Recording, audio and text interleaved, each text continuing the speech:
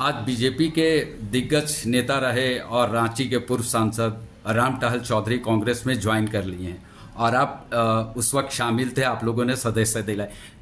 राम टहल चौधरी के आने से झारखंड में कांग्रेस को कितना फायदा होगा? देखिए, जितने भी संख्या बल बढ़ता है उससे पार्टी मजबूत होती है। और राम टहल चौधरी जी रांची के 5 बार एमपी रह चुके हैं, 2 बार एमएलए रह चुके हैं। एक बड़ा नाम फेम उनका है और निश्चित तौर पर उनके आने से अगल बगल का जो जातीय समीकरण है उसमें प्रभावित करेंगे। उनके आने से कांग्रेस को निश्चित तौर पर मजबूत मिलेगी। आप लोगों ने सर 3 सीट के लिए उम्मीदवार का ऐलान कर दिया है। बाकी जो सीट बची हैं वो कब तक संभवतः ऐलान हो सकता है? अभी जो सीट का ऐलान हुआ है जी, हमारा यहाँ चौथा चरण से यहाँ पर वोटिंग होने जा रहा है 13 मई। तो हम लोगों ने चौथा और 5वां जो सीट हमारा सीट शेयरिंग में मिला था उसका ही हम लोग नाम का ऐलान किए। बाकी सीट जैसे रांची 6ठा चरण में है, गोड्डा 7वां चरण में है, तो उसका भी हम लोग 31 तारीख के बाद किसी भी समय क्या सर राम टहल चौधरी जो ज्वाइन किए हैं कांग्रेस में, तो क्या टिकट वगैरह का मांग रांची से लेके या किसी और सीट से लेके? वो ज्वाइन करने के पहले उनसे सारी बात हुई। उन्होंने कहा कि कांग्रेस की विचारधारा और राहुल जी जो हाल में भारत जोड़ो न्याय यात्रा लेकर आए उससे हम प्रभावित हुए। और एक चीज जो जातीय समीकरण के आधार पर सबको जो मिलना चाहिए, इस बात से भी हमको प्रभावित किया है, इसलिए मैं कांग्रेस में ज्वाइन कर रहे हैं। और टिकट का दावेदारी ये सब के बारे में कुछ बात नहीं। सर इस बार कैसा आप लोगों को लग रहा, महागठबंधन जो चुनाव है ये चुनाव बहुत अहम हो गया देश के लिए, कैसा परफॉर्मेंस इंडिया गठबंधन का इस बार रहेगा? देखिए, इस बार निश्चित तौर पर कुछ ना कुछ परिवर्तन तो दिखाई देगा।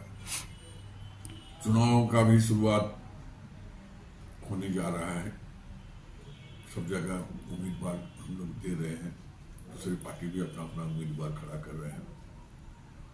और मुझे लगता है कि और कुछ दिन इंतजार करना पड़ेगा, लेकिन जो समीक्षा के उपरांत जो जानकारी हमें मिल रहा है उसके आधार पर अगर देखा जाए तो इंडिया गठबंधन अभी आगे चल रहा है।